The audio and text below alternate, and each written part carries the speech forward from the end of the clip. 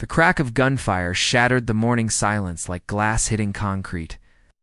My prize bull collapsed near the creek, crimson spreading through the grass beneath his massive frame. Before I could process what was happening, a second shot echoed from the eastern pasture. My heart hammered against my ribs as I sprinted across the field, boots splashing through morning dew. Armed strangers moved through my herd like predators stalking prey. These weren't ordinary cattle. They were rare Scottish Highlanders, federally protected heritage livestock. And there, supervising the slaughter with a satisfied smirk, stood Linda Fairfax, the woman who'd been circling my property like a vulture. For months, they assumed I'd stay silent. They miscalculated badly. This is my ancestral land. These bloodlines trace back to my forefathers. And the legal battle coming will be one they never anticipated. Have you ever confronted a homeowners association this ruthless? The day had begun, like countless Tuesday mornings in rural Montana. I'm Jake Morrison, 32 years old, managing the same spread my ancestors had worked for 6 generations. The Highland cattle in my pastures weren't merely livestock. They were living heritage. Only 53 of these majestic creatures remained in our entire state. Their flowing auburn coats and distinctive horns represented Scottish traditions my great-great-grandfather carried to America in 1895. Dad always said they were more precious than precious metals, not for monetary reasons, but for what they symbolized. Son, he'd told me before the tractor accident claimed his life 16 years ago. These animals are our inheritance. Swear to me you'll safeguard them. I've been safeguarding them ever since, studying agricultural legislation during endless winter evenings, preparing for the inevitable day when someone would attempt to claim what belonged to my family. That day arrived with the sound of rifles. Linda Fairfax had relocated to the Willowbrook, its subdivision 8 months earlier. A sprawling residential development that had materialized like weeds after rainfall just 3 miles from my property boundary. She'd immediately declared herself HOA chairwoman, though I'd later learned the actual chairwoman, elderly Mrs. Patterson, had mysteriously passed away for months prior. Linda was 47, razor-sharp, and moved with the confidence of someone who'd never encountered defeat. Her platinum hair remained perpetually flawless, her power suits pressed to military standards, and her smile could freeze summer rain. What I hadn't yet discovered was that beneath that polished facade lurked someone far more dangerous than a typical suburban control freak. The gunshots demolished the peaceful morning like a wrecking ball through crystal. I am my border collie, Rex. Began barking hysterically as I raced across the field, my boots squelching through dew-soaked earth. The scene that awaited me resembled something from a nightmare. 4 men in military fatigues were advancing systematically through my herd, weapons drawn, while one of my champion bulls lay motionless beside the pond, blood pooling beneath his enormous form. His once proud horns, now pointing helplessly skyward, the remaining cattle had clustered together, their typical tranquility replaced by visible terror. These weren't replaceable animals. They were descendants of the original Highland stock, each one irreplaceable. "What the hell are you doing on my land?" it bellowed, my voice carrying across the field with the authority of someone who'd been defending this territory since age 18. The shooters glanced up from their work. If discussing weather forecasts, one of them, a stocky man with a thick mustache, actually had the audacity to wave at me like we were longtime neighbors. But it was Linda's presence that made my blood turn to ice. She stood there in her pristine ivory blazer, completely misplaced, in the muddy field, clutching a manila folder like it was some kind of shield. "Mr. Morrison," she called out, her voice carrying that particular tone suburban dictators reserve for peasants who dare question their authority. "I have some paperwork here that I believe you'll find quite enlightening." She approached with the confidence of someone holding all the winning cards, her heels somehow navigating the uneven terrain without a single misstep. The manila folder was thick, official-looking, stuffed with papers bearing enough government letterhead to choke a mule. "This is a special authorization from the State Agricultural Department," she announced. "These animals have been classified as contaminated livestock, and we're authorized to dispose of them humanely before they spread infection to the surrounding region." My hand shook as I snatched the papers, not from fear, but from pure fury. The documents appeared legitimate, complete with official stamps and signatures that meant nothing to me, but everything to the legal system. According to the paperwork, my cattle had tested positive for some obscure bovine condition I'd never heard of. A disease that posed such a significant threat to public health that immediate extermination was not just recommended, but mandated. Irony wasn't lost on me that these were the same animals that had been thriving under my care for more than a decade. "This is impossible," I said, my voice barely controlled as I scanned the documents. "These cattle were examined just 4 months ago by the state veterinarian. They received a perfect health certificate." But even as I spoke, I could see the shooters continuing their grim work, moving toward another section of the herd with the methodical efficiency of professionals who'd done this before. Rex was still barking, running circles around the fallen bull, as if he could somehow resurrect the magnificent creature through sheer determination. That's when Carlos Vasquez appeared like salvation itself. His veterinary truck kicked up dust as it barreled down my access road. Carlos had been my friend since high school, a brilliant veterinarian who'd gotten himself terminated from the state Agricultural Department 3 years ago for refusing to authorize the destruction of healthy animals. He'd chosen principles over paychecks, decision that had cost him his government position but earned him my eternal respect. Now, he worked as an independent vet serving ranchers who valued honesty over bureaucratic convenience. "Happening here?" Carlos called out as he jogged toward us, his medical bag bouncing against his hip. His dark eyes surveyed the scene, the fallen bull, the armed shooters, and Linda's self-satisfied expression. Without waiting for an explanation, he dropped to his knees beside the dead animal, his trained hands already beginning a field examination. "This animal shows no signs of disease," he announced, after just a few minutes, his voice carrying the authority of someone who'd spent 17 years diagnosing livestock ailments. "The coat is healthy. The eyes are clear. Muscle tone is excellent. Whatever killed this bull, it wasn't disease." Linda's perfect composure cracked just slightly, like a hairline fracture in expensive china. "Dr. Vasquez, I'm afraid your expertise isn't relevant here. We have official documentation from the state, signed by qualified professionals who outrank any independent contractor." The way she said independent contractor made it sound like a communicable disease. Her contempt was palpable in the morning air. But Carlos wasn't someone who backed down from a fight, especially when animal welfare was at stake.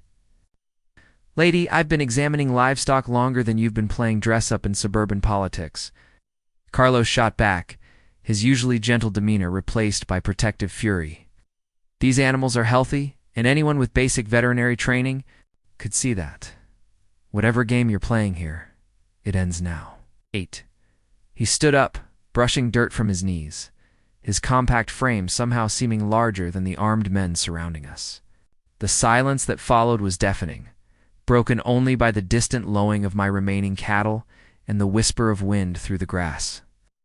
Linda's ice-blue eyes darted between Carlos and me, calculating her next move like a chess master hood. Just realized her opponent wasn't the amateur she'd expected.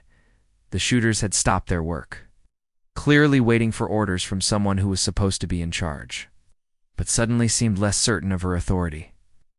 Then Linda played what she thought was her trump card, reaching into her blazer pocket and producing another set of documents.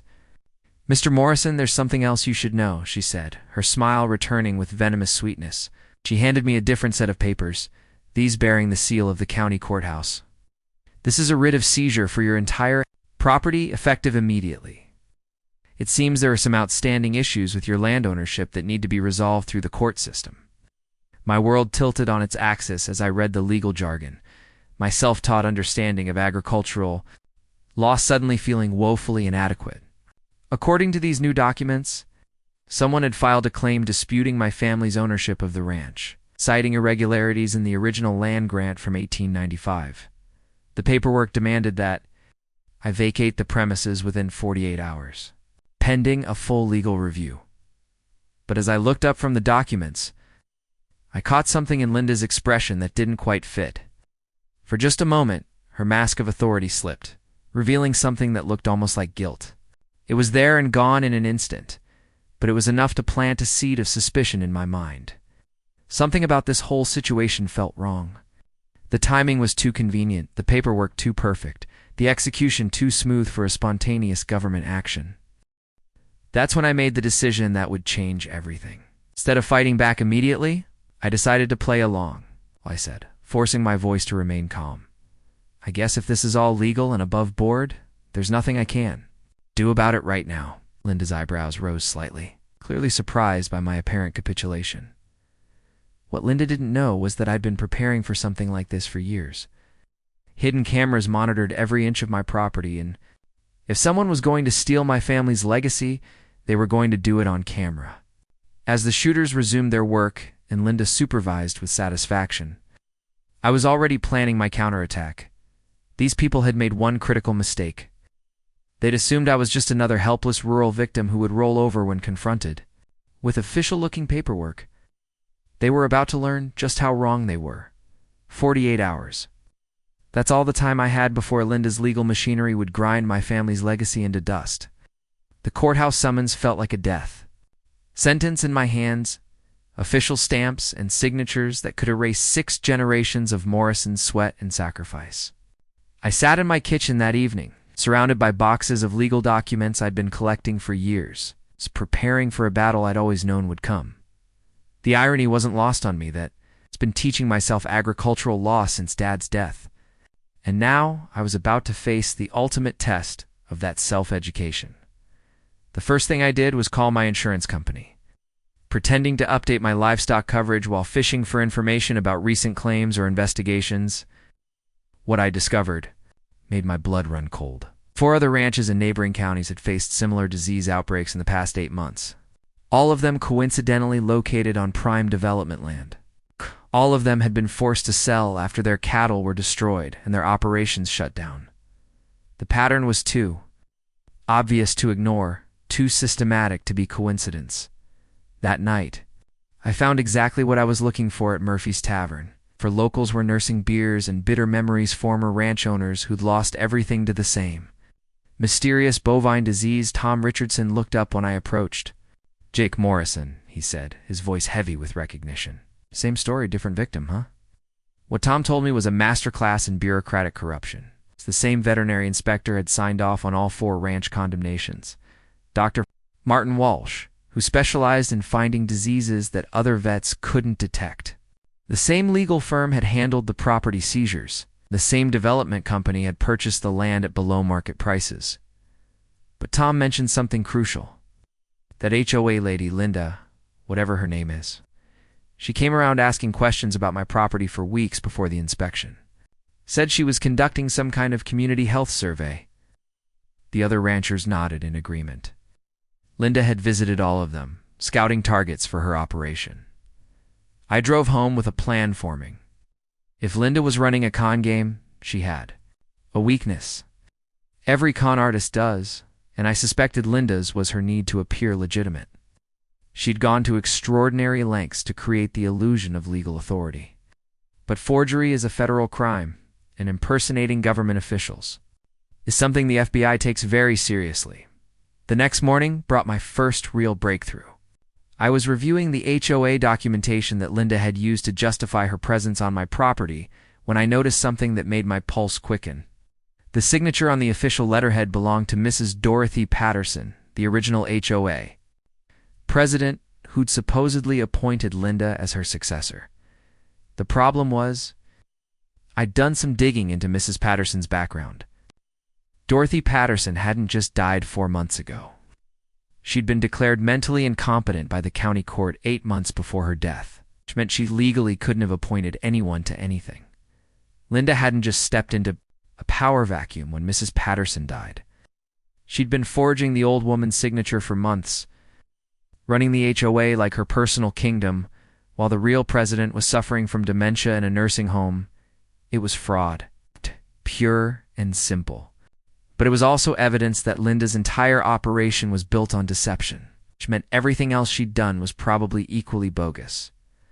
I spent the afternoon making phone calls, using my most official-sounding voice to request information from various government agencies. What I discovered was that Dr. Martin Walsh, The veterinary inspector who'd signed my cattle's death warrant has been suspended from the state agricultural department 3 months ago for falsifying inspection reports. The permit Linda had waived. A round was signed by someone who no longer had the authority to sign his time card, let alone authorize the destruction of federally protected livestock. But Linda had made one mistake that would prove to be her undoing. In her eagerness to appear thorough and official, she'd created a paper trail that was too perfect for a genuine government operation. Real bureaucracy is messy and inefficient, full of delays and contradictions. Linda's documents read like someone's fantasy of how government should work, not how it actually does work. That evening, I received a call that changed everything. The voice was gravelly and tired. "Mr. Morrison, this is Sheriff Danny Martinez. I think we need to talk." Danny had been the county sheriff for 10 years, known for his integrity and his refusal to play political games, which made his next words shocking. "I've been watching what's happening to you and the other ranchers. There are things you need to know about Linda Fairfax and her operation. Things that could help you fight back, but we can't talk over the phone and we can't meet at my office. Too many ears, if you know what I mean." We arranged to meet at the old grain elevator outside town, an abandoned building that had been gathering rust and memories for the past decade. As I drove toward our rendezvous, I couldn't shake the feeling that I was about to learn something that would change everything. I thought I knew about this situation. Sheriff Martinez wasn't the type of man to request clandestine meetings unless the stakes were higher than I'd realized. The grain elevator loomed against the darkening sky like a monument to Montana's agricultural past.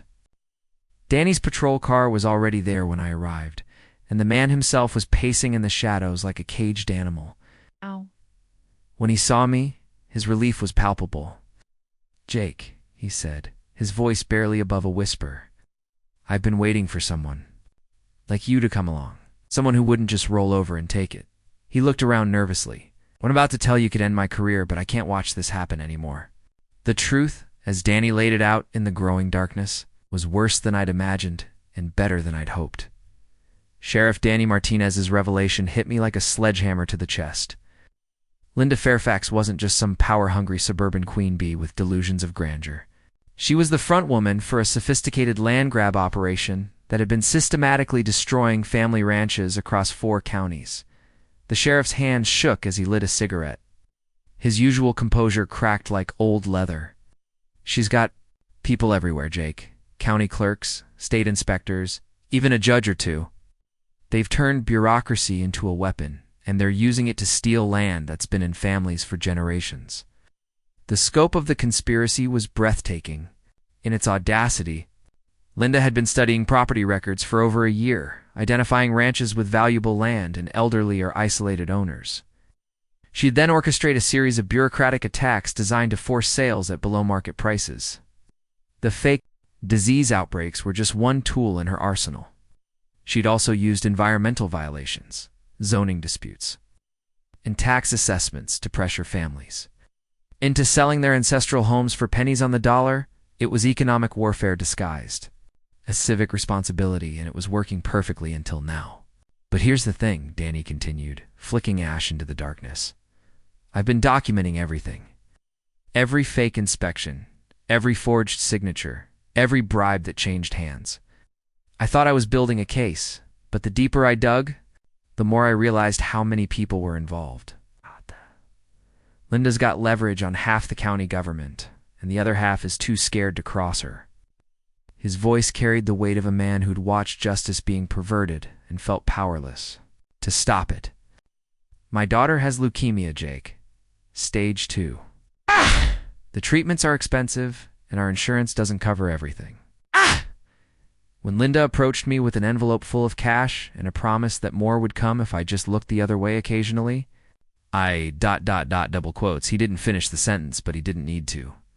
I could see the shame burning in his eyes the way a good man looks when he's been forced to compromise his principles for love. Danny Martinez had sold his soul to save his daughter, and Linda had turned him into an unwitting accomplice in her scheme. But guilt, I was learning, could be a powerful motivator for redemption. The next morning brought Linda's media blitz.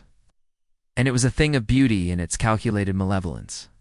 Local news crews appeared at my property line like vultures gathering around roadkill. Their cameras pointed at my ranch while reporters breathlessly described the environmental health crisis unfolding in rural Montana. Linda had transformed herself. From suburban HOA president into a concerned citizen activist, complete with a freshly designed website and a social media campaign that painted me as a reckless rancher whose negligence threatened the entire community. The Facebook attack started within hours. My ranch's page was flooded with one-star reviews from accounts created days earlier. Reviews multiplied like a virus, each one fake but convincing enough to fool casual observers. Linda had weaponized social media with the precision of a military operation, but I wasn't about to let her control the narrative. That afternoon, I set up my phone on a fence post and went live on Facebook, walking viewers through my ranch while providing real-time commentary on the condition of my cattle. "Folks, I want you to see what healthy Highland cattle look like," I said, approaching a group of my animals who were peacefully grazing in the afternoon sun.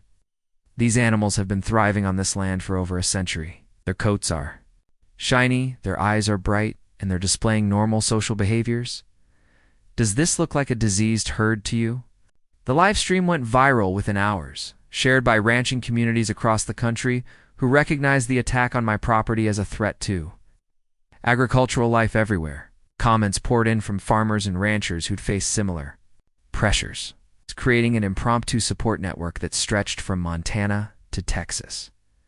But for every genuine supporter, 3 obvious trolls were posting inflammatory comments designed to derail the conversation. That evening, Linda escalated the conflict with a masterstroke of manipulative theater. A professionally produced video appeared on YouTube titled "The Truth About Morrison Ranch," featuring what appeared to be hidden camera footage of me supposedly mistreating my animals. The video showed someone in clothing similar to mine roughly handling cattle, using electric prods inappropriately, and leaving animals without adequate food or water. It was expertly edited. It's compelling enough to fool anyone who didn't know the truth, and completely fabricated. The video's production value was too high for amateur work. Someone had invested serious money in creating this deception, hiring actors and renting equipment to stage scenes that never happened on my property. But Linda had made one critical error in her rush to destroy my reputation. The cattle in her fake video weren't Highland cattle at all. They were standard Angus cattle, easily distinguishable from my rare Scottish breeds by anyone with basic knowledge of livestock. I called Carlos immediately, asking him to review the video with his professional eye. His response was swift and definitive. "This is garbage, Jake. The animals in this video are completely different breeds, and the handling techniques they're showing would never work with Highlands anyway. Any veterinarian worth his degree would spot this as fake immediately." But the damage was already spreading across the internet like wildfire. Linda's video had been shared thousands of times, picked up by animal rights groups who were understandably outraged by what they believed they were seeing. My phone rang constantly with death threats from strangers who had been manipulated into believing I was a monster. As I sat in my kitchen that night, surrounded by printouts of fake reviews and screenshots of threatening messages, I realized that Linda had made this personal in a way that went far beyond simple land theft. She wasn't just trying to steal my property. She was trying to destroy my reputation, my livelihood, and my connection to the community that had been my family's home for 6 generations. But she'd also given me exactly what I needed to fight back. Every fake review, every bot comment, every piece of manufactured outrage was evidence of a conspiracy that reached far beyond rural Montana. Linda thought she was being clever, but she was building the case against herself. One digital breadcrumb at a time. Tomorrow, the real battle would begin. The knock on my door came at dawn. Sharp and official like the sound of a coffin being nailed shut. I opened it to find 3 vehicles parked in my driveway, 2 state agriculture department trucks and sheriff. Danny Martinez's patrol car. Danny wouldn't meet my eyes as he handed me yet another official document. This one bearing so many government seals it looked like a Christmas tree decorated with bureaucratic ornaments. "I'm sorry, Jake," he whispered, his voice heavy with shame. Emergency inspection order. I have to escort them. The lead inspector was a thin, nervous man named Dr. Martin Walsh, the same veterinarian Danny had warned me about, the one who'd supposedly been suspended months ago. His suspension had been mysteriously lifted just in time for my ranch inspection. He carried a metal briefcase that looked more like a bomb disposal kit than veterinary equipment, and his two assistants moved with the mechanical precision of people following a well-rehearsed script. "Mr. Morrison," Dr. Walsh announced in a voice that sounded like he was reading from a teleprompter, "we're here to conduct mandatory testing of your livestock in response to credible reports of disease contamination. Please direct us to your cattle immediately." His assistants were already unpacking equipment from their truck, including several syringes filled with clear liquid in plastic containers, labeled with biohazard symbols. That's when I noticed the cameras. Linda had positioned herself with a small crew of citizen journalists just outside my property line, recording everything through telephoto lenses. She'd even brought a local news reporter, turning my ranch into the set for her reality show about government accountability and public safety. Carlos's timing was perfect, as if he'd been watching from a distance and waiting for exactly the right moment to intervene. His veterinary truck came rumbling down my access road just as Dr. Walsh was preparing to inject one of my prize bulls with whatever mystery substance he'd brought in that briefcase. "Hold on there, friend," Carlos called out, jumping from his truck with the confidence of someone who knew exactly what he was doing. "I'm Dr. Carlos Vasquez, an independent veterinary consultant. I'm here to observe this inspection and ensure proper protocols are followed." Dr. Walsh's face went pale as Carlos approached, like a poker player who just realized his opponent could see his cards. "Dr. Vasquez, this is an official state inspection. Your presence isn't required or requested." But Carlos was already examining the equipment spread across the truck's tailgate, his trained eye taking inventory of syringes, vials, and testing apparatus with growing alarm. "Interesting setup you've got here," Carlos said, picking up one of the filled syringes and holding it up to the light. "Mind telling me what's in these injections?" "Standard testing protocol," Dr. Walsh replied quickly, but his hands were shaking as he reached for the syringe. "We inject a small amount of diagnostic agent and then monitor the animal's reaction to determine if disease is present." It sounded reasonable enough except for one small problem that Carlos immediately identified. "That's not how bovine disease testing works," Carlos said, his voice carrying the authority of 17 years in veterinary medicine. "You take blood samples and analyze them in a laboratory. You don't inject unknown substances into healthy animals." What Carlos discovered next made my blood run cold. The syringes weren't filled with diagnostic agents at all. They contained a cocktail of bacteria and toxins that would have made my cattle genuinely sick within hours, providing retroactive justification for their destruction. It was biological warfare disguised as veterinary care. And Carlos had caught them red-handed. But Linda had prepared for this contingency. Even as Carlos was documenting Dr. Walsh's illegal activities with his phone camera, she was making calls to judges and court clerks, activating the next phase of her plan. Within 2 hours, a sheriff's deputy arrived with an emergency court order that made my worst nightmares come true. The judge had granted an immediate property seizure based on imminent public health threats and obstruction of official government inspections. "You have 30 minutes to gather personal belongings," the deputy announced, his voice echoing with the finality of a death sentence.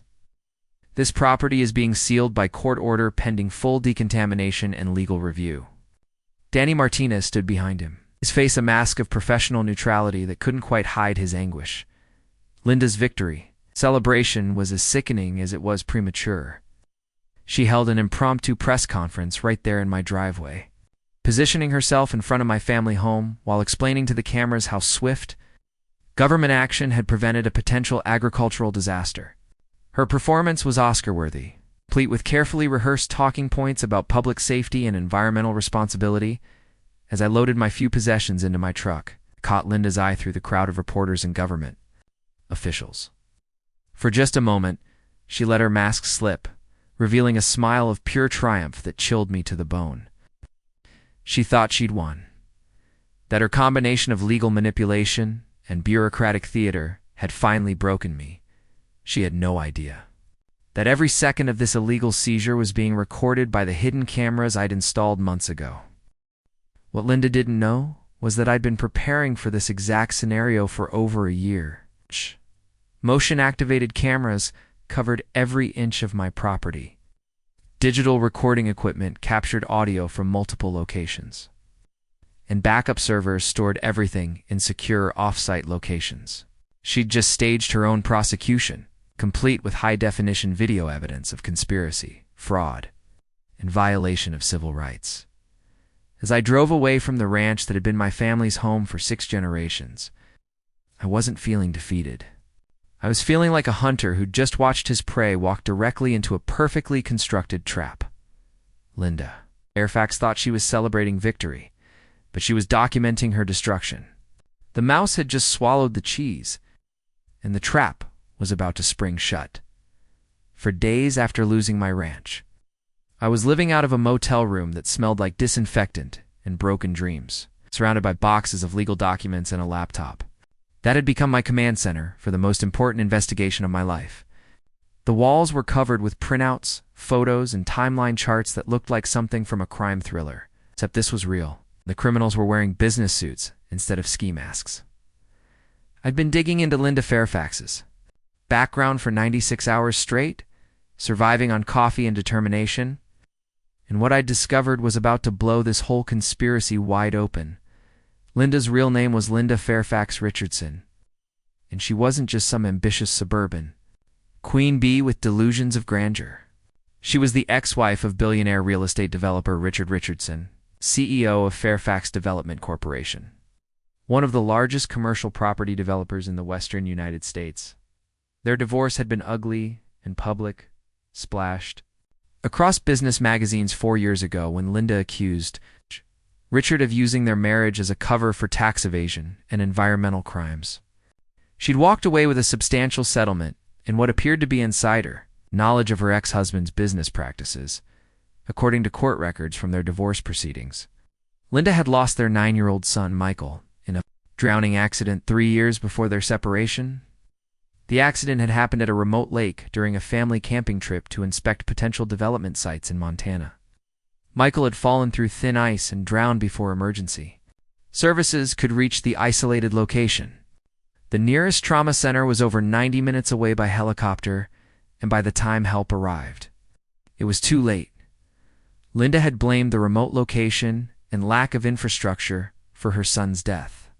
And apparently, she'd never forgiven rural communities for what she saw as their backward resistance to development and progress. The psychological profile that emerged painted a picture of a woman consumed by grief and guilt, someone who channeled her loss into a crusade against the rural lifestyle she blamed for her son's death.